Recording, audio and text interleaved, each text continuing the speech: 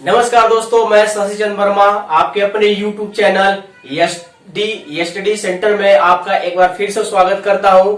आज GK GS के इस नए प्लेटफॉर्म में एक बार फिर से मैं भारतीय राज्य व्यवस्था को पढ़ाने वाला हूं। और भारतीय राज्य व्यवस्था में चल रहा था हम लोगों का भारतीय संविधान का संवैधानिक विकास, जिसमें एक अधिनियम हो गया था, जैसे कि रेगुलेटिंग एक्ट 1773 का एक्ट हो चुका था। अब उस एक्ट के बाद, अब उसके आगे हम लोग आगे कंटिन्यू करते हैं दोस्तों। उस एक्ट के बाद एक 1781 का संशोधन अधिनियम पारित किया गया।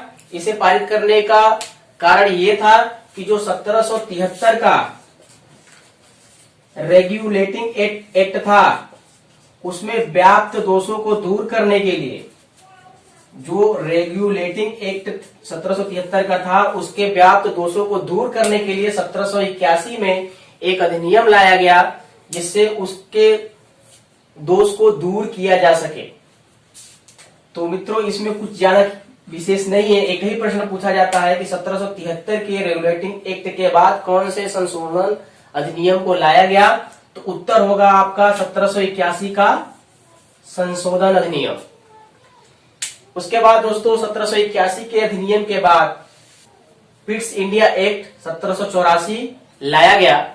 इस एक्ट में यही बात थी कि कंपनी के व्यापारिक और राजनीतिक कार्यकलाप को एक दूसरे से अलग कर दिया गया। फिर दूसरी पॉइंट इसमें यह थी कि कंपनी के वाणिज्य संबंधी विषयों को छोड़कर सभी सैनिक, असैनिक तथा राजस्व संबंधी मामले एक नियंत्रण बोर्ड को सौंप दी गई। अब ये नियंत्रण बोर्ड क्या था दोस्तों? 1781 में मैं पूरा अगर डिटेल से बताता तो उसमें आपके नियंत्रण बोर्ड की बात आती, लेकिन नियंत्रण बोर्ड क्या थी? ये आपके नियंत्रण बोर्ड इंग्लैंड में थी, जिसमें कुछ सदस्य होते थे, इंग्लैंड से ही संचालित होती थी। ये नियंत्रण बोर्ड जो थी वहीं से संचालित की जाती थी। तीसरी पॉइंट है, इस एक्ट से बंगाल में द्वैध शासन लागू हुआ, जो 1858 तक विद्यमान था। अब ये मित्रों, द्वैध शासन क्या है?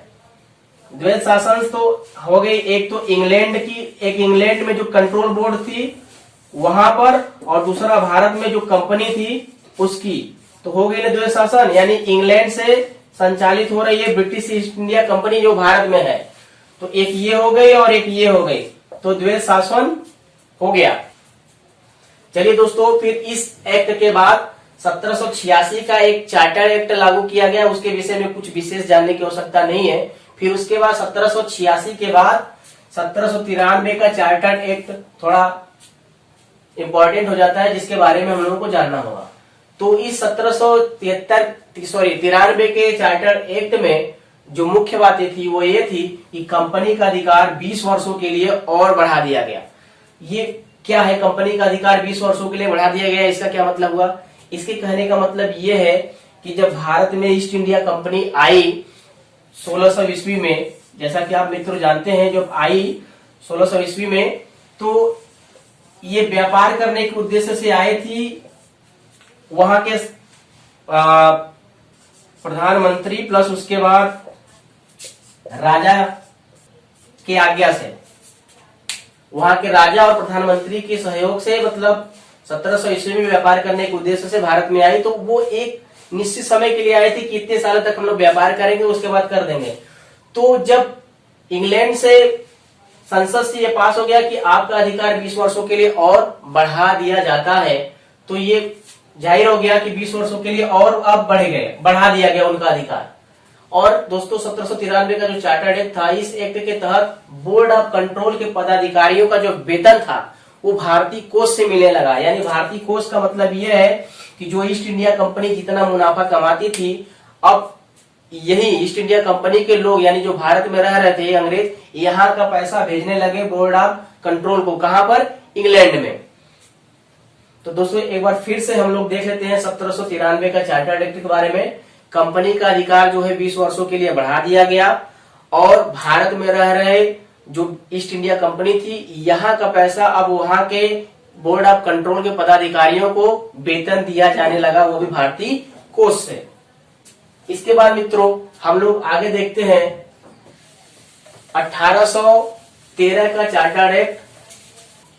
तो दोस्तों आपने देखा कि 1773 के रेगुलेटिंग एक्ट के बाद 1781 का संशोधन अधिनियम, फिर 1784 का पिट्स इंडिया एक्ट, फिर 1793 का चार्टर एक्ट, और फिर उसके बाद 1793 के बाद 20 सालों बाद एक नया फिर चार्टर एक्ट लाया गया, जो 20 साल का कॉन्ट्रैक्ट समाप्त हो गया था, इसलिए 1813 का फिर चार्टर एक्ट लाया गया, जैसा कि पिछले चार्टर एक्ट में बताया गया था।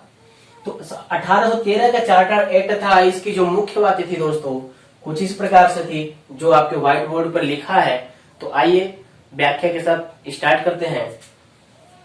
इस चार्टर एक्ट के बाद जो लागू किया गया, इसमें यह था कि कंपनी के एकाधिकार भारत में समाप्त कर दिए गए। लेकिन किस चीज पर समाप्त कर दिए गए?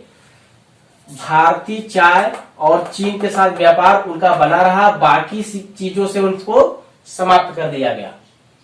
इसके बाद इसी एक्ट के तहत भारतीय शिक्षा पर 1 लाख रुपए का देने का प्रावधान किया गया। कंपनी 1 लाख रुपए अपना अलग से निकाल कर रखेगी ताकि भारतीय शिक्षा को प्रोत्साहित कर सके, साहित्य को, कला को आगे बढ़ा सके। इसके बाद तीसरी पॉइंट जो आती है मित्रों, कंपनी को अगले 20 वर्षों के लिए भारतीय प्रदेशों तथा राजस्व पर नियंत्रण का अधिकार और प्रदान कर दिया गया। यानी मित्रों 1813 में अगर 20 वर्ष और जोड़ते हैं तो 1833, यानी 1833 तक अब कंपनी जो है, यानी ईस्ट इंडिया कंपनी जो है और व्यापार कर सकती है, लेकिन कहां तक? केवल उनका नियंत्रण रहेगा चाय पर, और चीन के साथ पूरा व्यापार रहेगा उनका, और बाकी चीजों पर उनका नियंत्रण समाप्त हो गया। अब समाप्त हो जाने के बाद क्या हुआ कि अब यहां पर इंग्लैंड का प्रत्येक व्यक्ति जो है अब भारत आकर के सीधा चीजें खरीद सकता है और अपने केंद्र बेच सकता है। अर्थात प्रत्येक व्यक्तियों को यह अधिकार मिल गया कि भारत के साथ जाकर के व्यापार कर सकता है। इस अधिनियम के आ जाने के बाद, 1813 के चार्टर एक्ट आ जाने के बाद। तो दोस्तों उम्मीद करते हैं आज का वीडियो आपको काफी जमा होगा। जमा है तो प्लीज आप लोग चैनल को सब्सक्राइब करिए, लाइक करिए, कमेंट करिए और जितना ज्यादा हो सके शेयर करिए। अभी नेक्स्ट वीडियो के साथ मिलते हैं दोस्तों।